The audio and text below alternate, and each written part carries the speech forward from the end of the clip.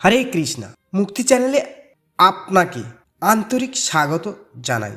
আজকের সমাজে অত্যন্ত পরিচিত কিন্তু একই সঙ্গে অত্যন্ত যন্ত্রণাদায়ক একটি শব্দ হলো পরকীয়া বা বিশ্বাসঘাতকতা। একটি সুন্দর সংসার, গভীর ভালোবাসা এবং অটুট বিশ্বাস মুহূর্তের মধ্যেই ভেঙে চুরমার হয়ে যেতে পারে একটি ভুল সিদ্ধান্তের কারণে। কিন্তু কখনো কি ভেবে দেখেছেন কেন একজন মানুষ তার সবচেয়ে বিশ্বাসের মানুষটিকেই প্রতারণা করে, আবার কেন অন্য একজন মানুষ সেই বিশ্বাসঘাতকতার শিকার হয়?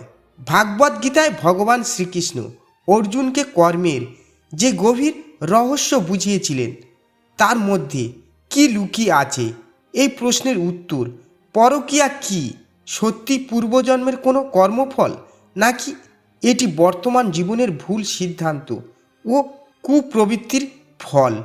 আজ আমরা শ্রীকৃষ্ণের কর্মতত্ত্বের আলোকে জানব বিশ্বাসঘাতকতার আধ্যাত্মিক ব্যাখ্যা কী, এর ভয়ঙ্কর পরিণতি কি হতে পারে এবং কিভাবে এই কর্মবন্ধন থেকে মুক্তি পাওয়া যায়। তাই ভিডিওটি শেষ পর্যন্ত মনোযোগ দিয়ে দেখুন। হয়তো আজ আপনার জীবনের অনেক জটিল প্রশ্নের উত্তর মিলবে। পূর্বজন্মের কর্ম নাকি বর্তমানের সিদ্ধান্ত? অর্জুন একবার শ্রীকৃষ্ণকে প্রশ্ন করেছিলেন, হে জনার্দন, মানুষ না চাইলেও কেন পাপের পথে চলে যায়? কোন শক্তি তাকে বাধ্য করে? তখন শ্রীকৃষ্ণ উত্তর দেন, কাম, ক্রোধ এবং লোভী মানুষের সবচেয়ে বড় শত্রু। এই তিনটি প্রবৃত্তি মানুষকে পাপের পথে ঠেলে দেয়। এখন প্রশ্ন হলো, পরকীয়া বা বিশ্বাসঘাতকতা কি পূর্বজন্মের কর্মফল? সনাতন ধর্মে কর্মতত্ত্ব অনুযায়ী আমাদের জীবনের অনেক সুখ দুঃখের সঙ্গে পূর্বকর্মের সম্পর্ক থাকতে পারে।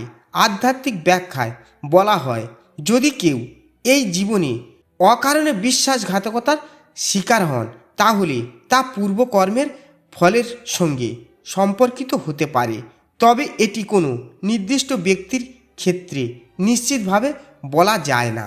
অন্যদিকে যে ব্যক্তি আজ নিজের কামনা, লোভ বা মোক্ষের বশে পরকীয়া করছে বা বিশ্বাস ভাঙছে, সে নিজের বর্তমান জীবনের নতুন কর্মফল সৃষ্টি করছে। অর্থাৎ অতীত যাই হোক না কেন, বর্তমানের প্রতিটি সিদ্ধান্তের দায়ভার নিজেরই। বিশ্বাসঘাতকতার আধ্যাত্মিক পরিণতি। শাস্ত্রের ভাবার্থ অনুযায়ী সম্পর্কের পবিত্রতা রক্ষা করা এক মহান ধর্ম। যে ব্যক্তি মানসিক সুখের জন্য অন্যের বিশ্বাস ভেঙে দেয় তার জীবনে নানা ধরনের কষ্ট আসতে পারে। নাম্বার 1, মানসিক শান্তি নষ্ট হয়ে যায়। অন্যের বিশ্বাস ভাঙার পর মানুষ বাইরে থেকে সুখী দেখতে পারে, কিন্তু অন্তরে অপরাধবোধ, অস্থিরতা এবং মানসিক অশান্তি তাকে প্রতিনিয়ত কষ্ট দেয়। নাম্বার 2, কাউকে আর সহজে বিশ্বাস করতে পারে না। যে নিজের প্রতারণা করে সে প্রায় অন্যের প্রতিও সন্দেহপ্রবণ হয়ে পড়ে। মনে হয় যেভাবে সে অন্যকে কষ্ট দিয়েছে একদিন হয়তো তাকেও একই কষ্ট ভোগ করতে হবে। নাম্বার 3, সম্মান ও সম্পর্কের ক্ষতি। বিশ্বাস একবার ভেঙে গেলে তা ফিরিয়ে আনা অত্যন্ত কঠিন। পরিবার, সমাজ এবং আত্মীয় স্বজনের কাছে মানুষের মর্যাদা ক্ষুণ্ণ হতে পারে। আধ্যাত্মিক গ্রন্থগুলো সততা ও বিশ্বস্ততার গুরুত্বের উপর বিশেষ জোর দেয়। কর্মবন্ধন থেকে মুক্তির উপায়। তাহলে এই বিষাক্ত চক্র থেকে মুক্তি পাওয়ার উপায় কি?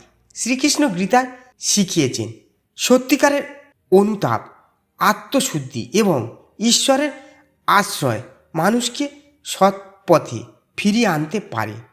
যদি আপনি বিশ্বাসঘাতকতার শিকার হয়ে থাকেন, প্রতিশোধের আগুনে নিজেকে পুড়িয়ে ফেলবেন না।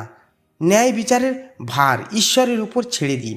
নিজের চরিত্র, আত্মসম্মান এবং মানসিক শান্তিকে রক্ষা করুন। যদি ভুলটি আপনার হয়ে থাকে, অবিলম্বে সেই ভুল সম্পর্ক থেকে সরে আসুন। নিজের ভুল স্বীকার করুন। সম্ভব হলে যার প্রতি অন্যায় করেছেন তার কাছে আন্তরিকভাবে ক্ষমা প্রার্থনা করুন। ভগবানের নাম স্মরণ, সৎকর্ম এবং আত্মশুদ্ধির মাধ্যমে নতুন জীবন শুরু করার চেষ্টা করুন। প্রিয় ভক্তগণ, সম্পর্ক শুধু দুটি মানুষের নয়, দুটি হৃদয় এবং দুটি আত্মার পবিত্র বন্ধন। কাম, ক্রোধ কিংবা মোহের কারণে সেই বন্ধনকে কলঙ্কিত করবেন না। পূর্বজন্মের কর্ম যেমনই হোক, এই জন্মে সৎ জীবন, সত্যবাদিতা এবং শ্রীকৃষ্ণের স্মরণ আমাদের ভবিষ্যৎকে সুন্দর করে তুলতে পারে। আজকের এই আলোচনা আপনার কেমন লাগলো? কর্মফলের এই নিয়ম সম্পর্কে আপনার মতামত অবশ্যই কমেন্টে লিখে জানান। ভিডিওটি ভালো লাগলে লাইক করুন, প্রিয়জনদের সঙ্গে শেয়ার করুন এবং আধ্যাত্মিক জ্ঞান মুক্তির পথে চলতে মুক্তি চ্যানেলটি সাবস্ক্রাইব করতে ভুলবেন না। সবাই ভালো থাকুন, সুস্থ থাকুন। হরে কৃষ্ণ, রাধে রাধে।